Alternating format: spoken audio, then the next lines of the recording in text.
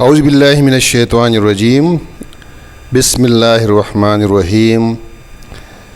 زیم رحیم زاده او ستاسو په خدمت کې او پیرا بیا حاضر یم د انګلیش ګرامر سره.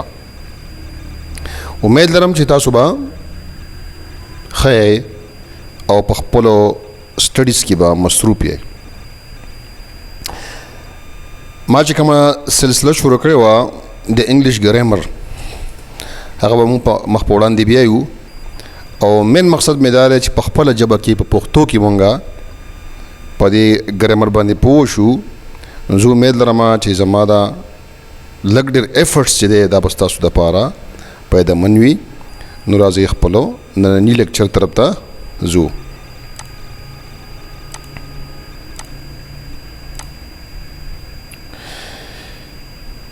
نن چې کوم زموږ ټاپک دی هغه د انګلیش پریزز چې پریز څه ته وایي دا زموږ ټاپک دی نننی. انډرسټینډینګ انګلیش پریزز.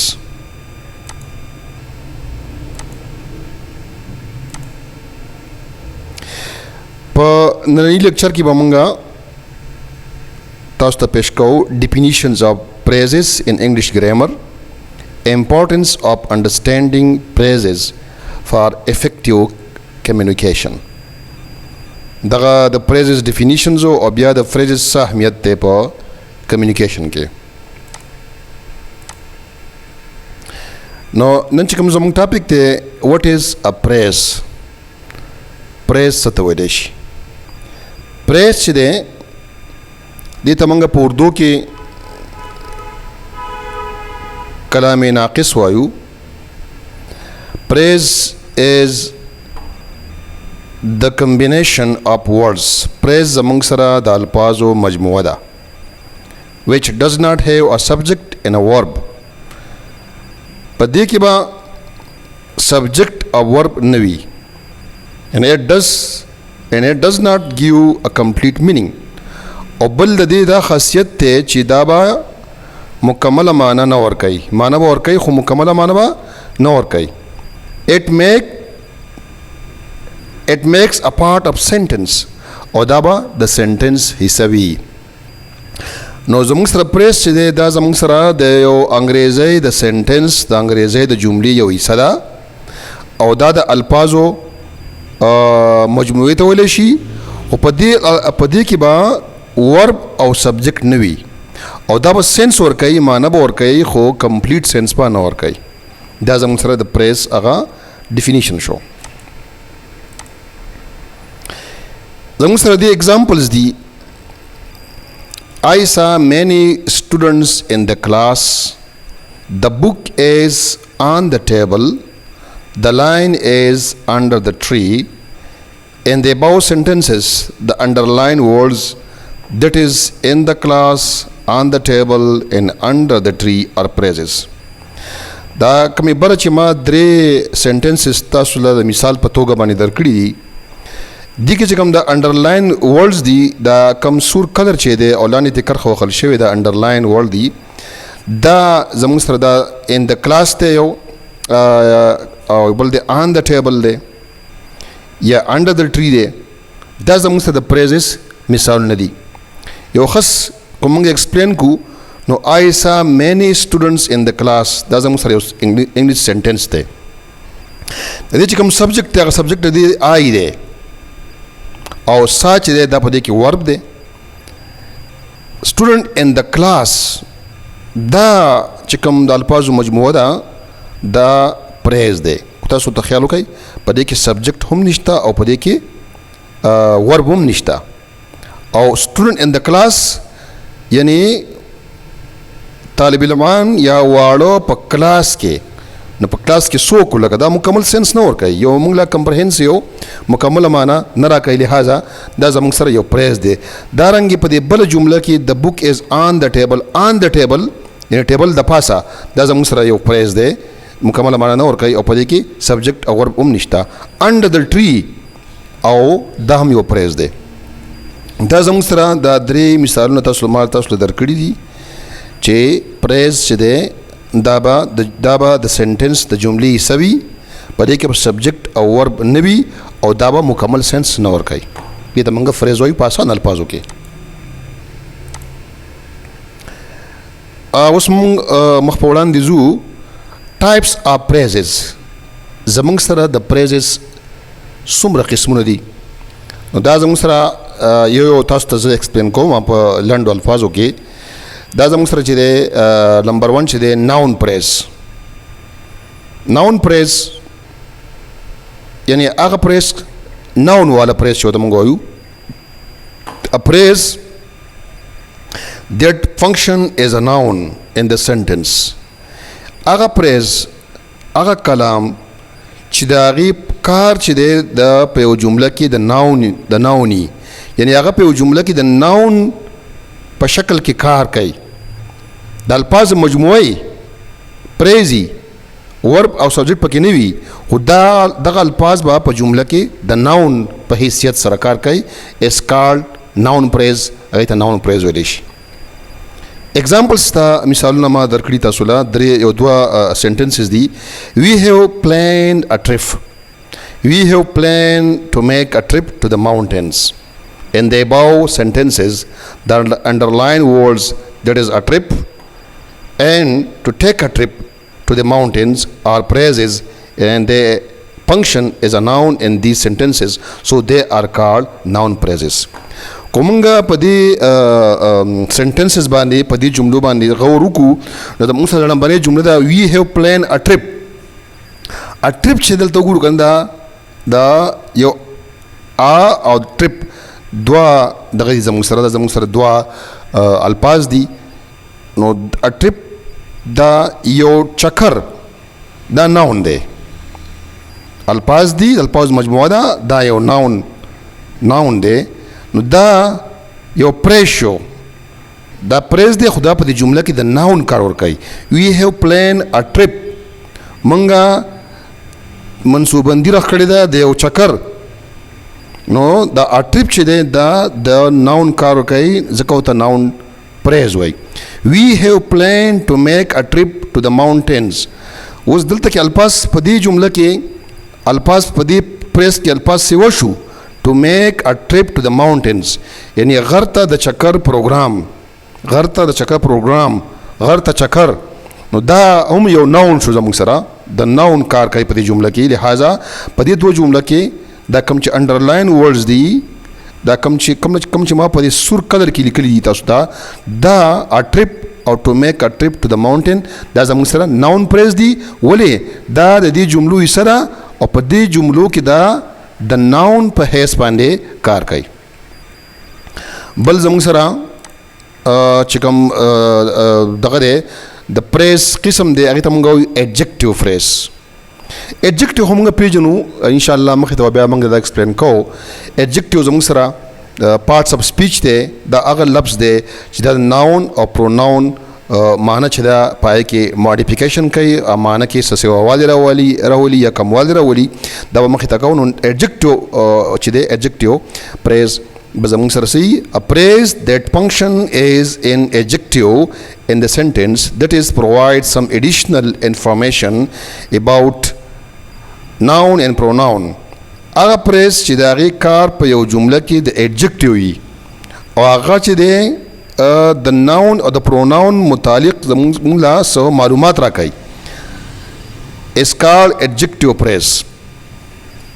نو دا هم زموږ سره چې دی پریز دی. نو ایڈجکټیو پریز چې دی دا زموږ سره دی دا مثالونه دي زموږ سره. I bought a car with a red color.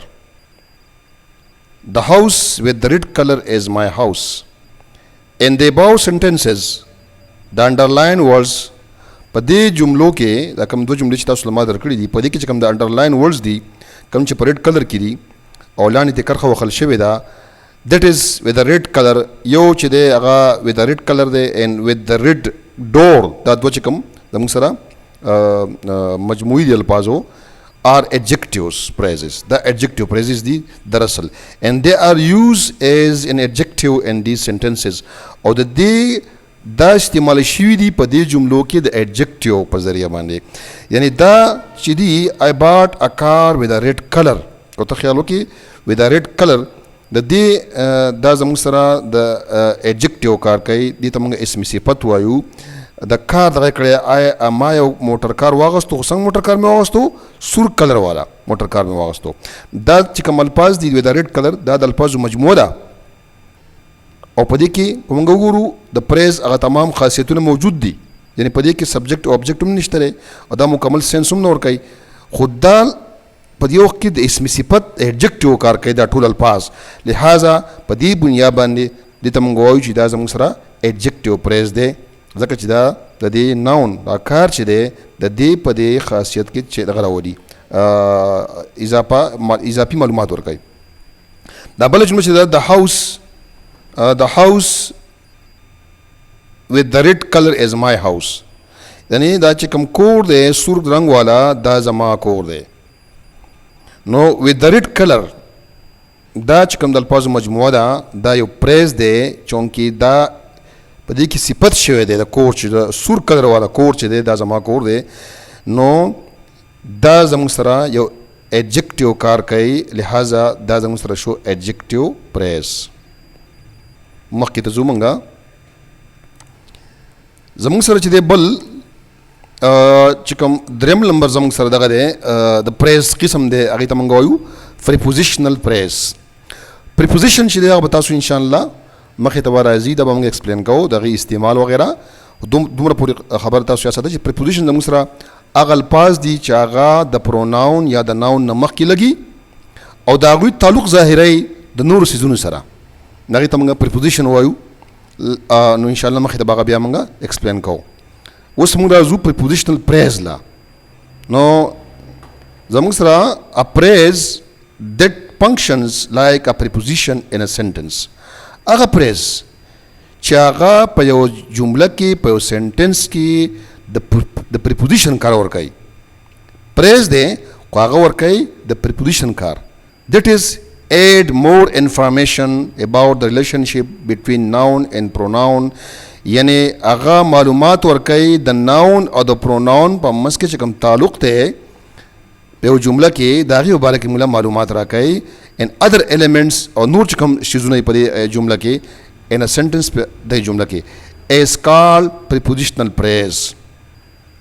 یعنی زموږ سره prepositional phrase هغه پریز دی چې هغه موږ لا په یو جمله کې د preposition کار راکوي. نو هغې ته موږ وایو prepositional phrase. examples دا څو جملې ما تاسو ته درکړي دي. number 1 the book on the table is new، the snow on the top of the mountain is very nice، she walked to the store to buy some groceries.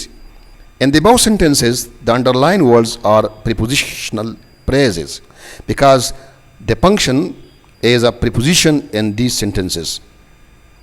دا چې کومې جملې دي دا درې او په دې کې دا انډرلاین ورډز دي دا سور کلر والا دا درې ځایه چې کوم ورکړی شوي دي دا د بک on the table دی on the top of the mountain دی to the store دی دا زموږ سره prepositional phrase دي. the book on the table دا کوم کتاب چې د ټیبل د پاسه پروت دی is new دا نوی دی. نو کو ته خیال وکړي دې کار دا د بک on the table دا یو preposition کار کوي.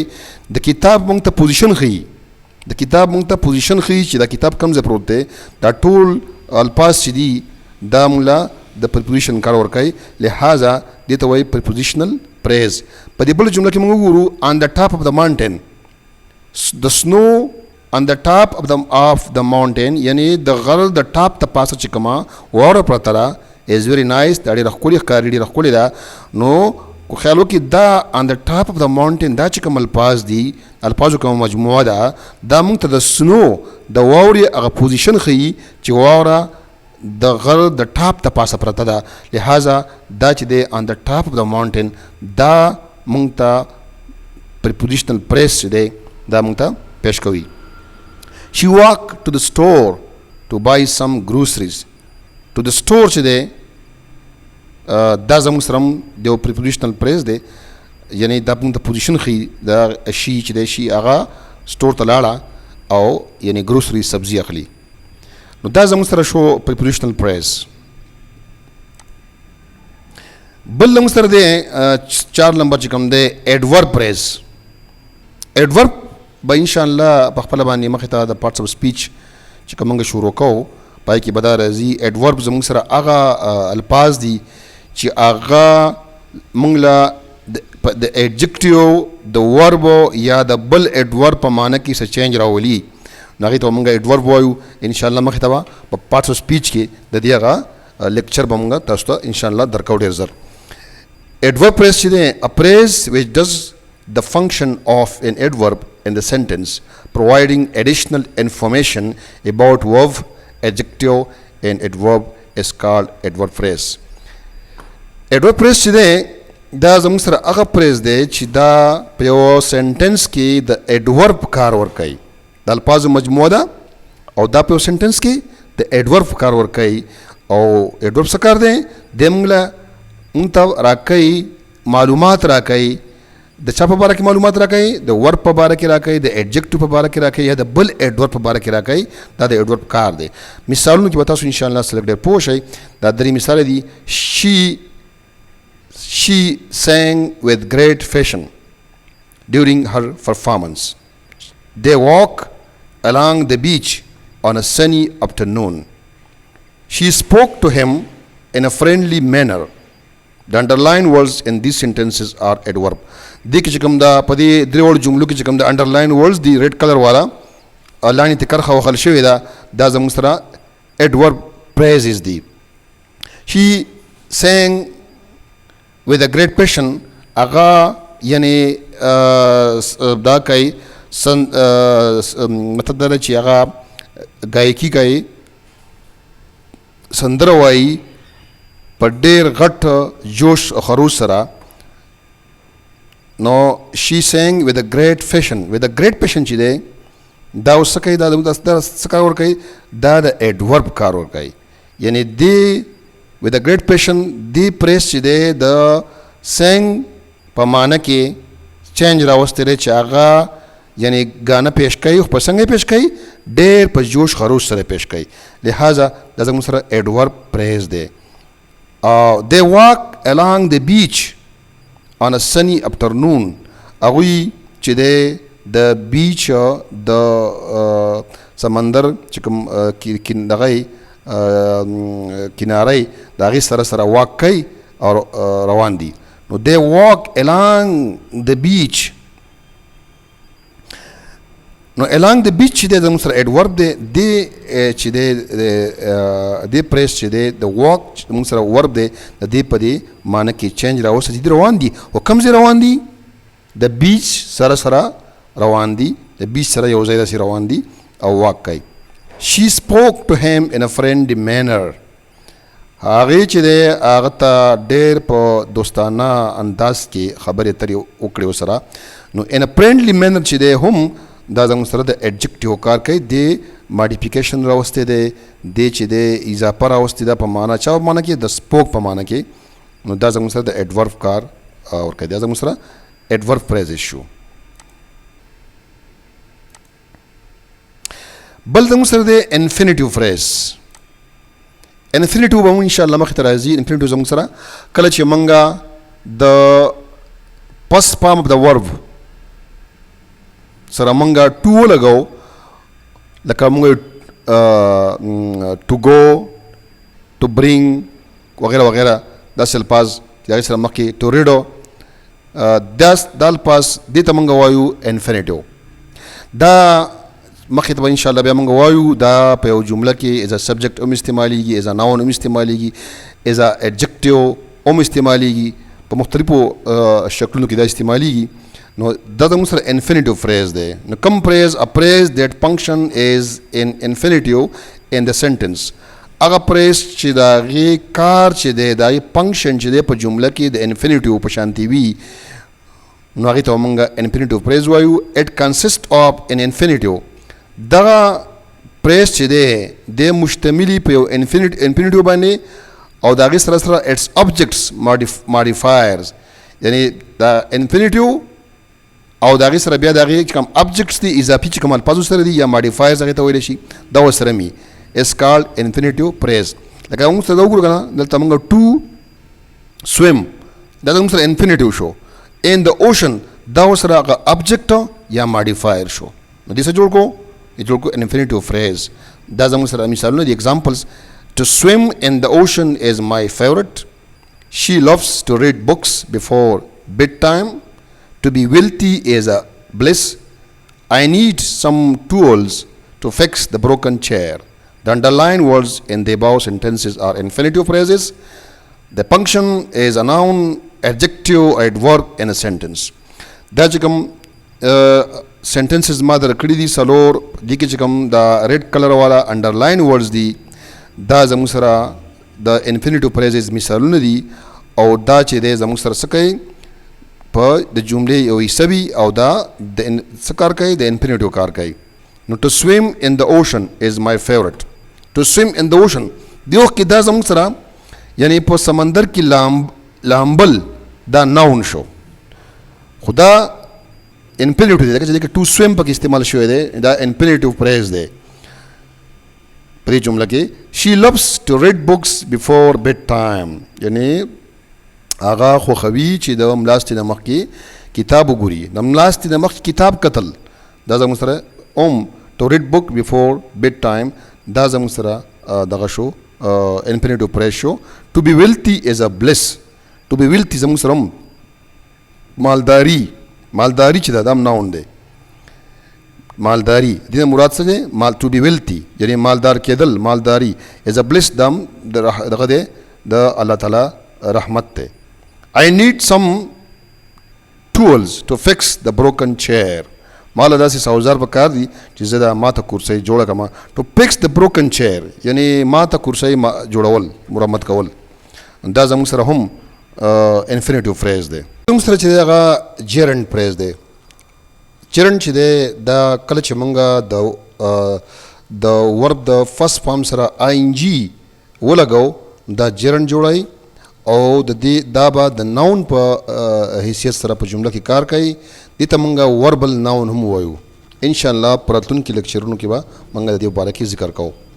A phrase that function is a gerund in the sentence is called gerund phrase. هغه phrase چې د هغې په جمله کې کار چې دی هغه د gerund د gerund په شان کار کوي، نو هغې ته مونږ وایو gerund phrase. A gerund phrase include a gerund plus its objects or modifiers. Its function is noun in the sentence.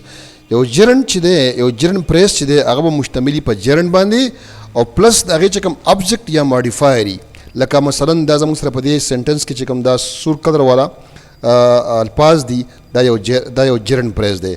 نو دا cooking چې دی دا زموږ سره gerund دی، او پاکستانی فوډ چې دی دا ورسره object یا modifier دې ته ویلی شي. نو دا gerund phrase جوړوي. gerund phrase چې دی دا به دې کار به په سنټنس کې د ناون وي. examples چې دي دا دي cooking Pakistani food is exciting, working in an office is boring, swimming in the ocean is my favorite. The underlined words in the above sentences are gerund phrases. Cooking Pakistani food دا زموږ سره gerund phrase دی. دا د noun کار کوي، لکه noun Pakistani food. Cooking Pakistani food د پاکستانی خوراکونو پخلی، پاکستانی خوراکونو پخلی دا noun شو. دا او working in an office یو office کې کار کول، office د office کار دا یو noun شو، او دا د موږ سره gerund phrase شو. Swimming in the ocean په سمندر کې لامبل، د سمندر لامبل دا زموږ سره هم یو noun شو او دا gerund phrase شو. دا ایکسرسایز ما ارینج کړی دی. دا ایکسرسایز با یو څو جملې ما در کړي دي، دا به تاسو لمبې وګورئ او بیا به د دې جواب پکار وي. A list of sentences has been given below. Find out various kind of phrases and underline them. دا یو شپږ جملې دي، دا به تاسو چې دی سټډي کوئ او دې کې چې کوم بیا phrases استعمال شوي دي، کم phrase چې مونږ وي مخې ته مونږ دغه وي noun phrase وي، adjective phrase مونږ وي، مونږ چې دی gerund phrase وي، infinitive phrase مونږ وي که نه adverb phrase مونږ وي. تاسو په دې کې هغه phrases وګورئ چې په دې 1 نمبر جمله کې کم phrase استعمال شوی دی، په 2 نمبر کې کم phrase دی، په 3 کې کم دی، په 4 5 6 کې ټول کې به ځان ته به ویډیو پاوز کوئ او بیا په دې به سوچ وکئ، جواب به خپل راوباسئ وروسته به ویډیو بیا مخې ته بوځئ مخې ته په دې کې بیا د جواب شته ولمبیا به تاسو دا پاوز کوئ او دا به سوچ وکړئ لکه لمبی he wore a sweater with a black color. Churchill was a leader of great potentials. She talks with great fluency. Horsemen stood in the middle of the wood. Children are watching sensational movies. To be nervous after the examination is nonsense. دا exercise دی نو تاسو به خپل ویډیو پاوز کړئ په دې به سوچ وکړئ او جوابونه به راکړئ.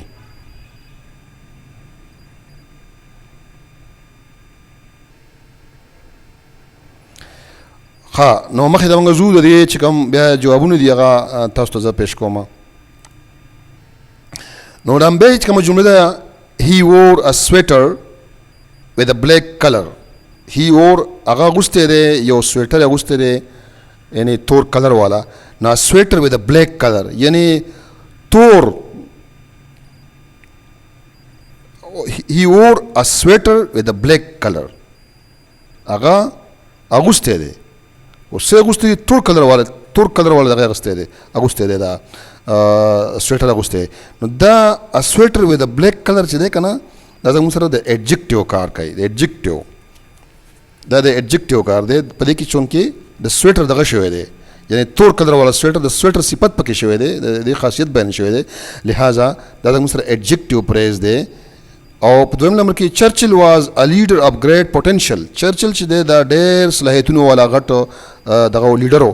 نو ا لیډر وذ ا ګریټ پوټینشل په دې کې هم د چرچل چې دی دا سبجیکټ دی او ناون دی که نه نو په دې کې د صفت شوی دی چې دی غټو صلاحیتونو والا. دا چې کوم الفاظ مجموعه ا لیډر اف ګریټ پوټینشل دا چې کوم زموږ سره پریز دی د ایڈجکټیو پریز دی.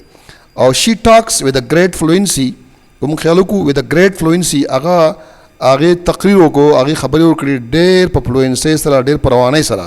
نو د ګریټ فلوینسي کو ته خیال وکړې دی د دې ورب چې دی په معنی کې چې دی چینج راوستی دی چې هغه خبرې کوي خو ډېر په روانۍ سره او ډېر په خوړي انداز سره لہذا دا ایډورب کار ورکوي دا ایډورب پریس شو. هارس مین سټوډ ان د میډل اف د ووډ. هارس چې دی یعنی اس والا سړی چې دی ودرېدو د ځنګل په منځ کې. نو ان د میډل اف د ووډ چې دی دا چې کوم د الفاظو مجموعه ده دا چې کوم پریز دی دا د پریپوزیشن کار کوي یعنی د هارس مین چې دی د پوزیشن ښیي چې دی کوم ځای کې دی لہذا ان د میډل اف د ووډ چې دی دا پریپوزیشنل فریز دی. چلډرن آر واچینګ سینسیشنل موویز. ماشومان چې دی سینسیشنل موویز چې دی زیات طور ګوري کم جوش خروش والا فلمونه ګوري. نو چلډرن watching sensational movies یعنی sensational movie جوش خروش والا د خاص قسم دی دغه د فلمونو خاص قسم دی لہذا دا ناون دی د فلمونو خاص قسم sensational movies. نو دا زموږ سره ناون پریز دی. to be nervous after the examination is nonsense. د examination نه وروستو یعنی نروس کېدل دا چې دی یو ټیک خبره نه ده. نو to be nervous after the examination دا زموږ سره چې دی انفینیټیو پریز دی.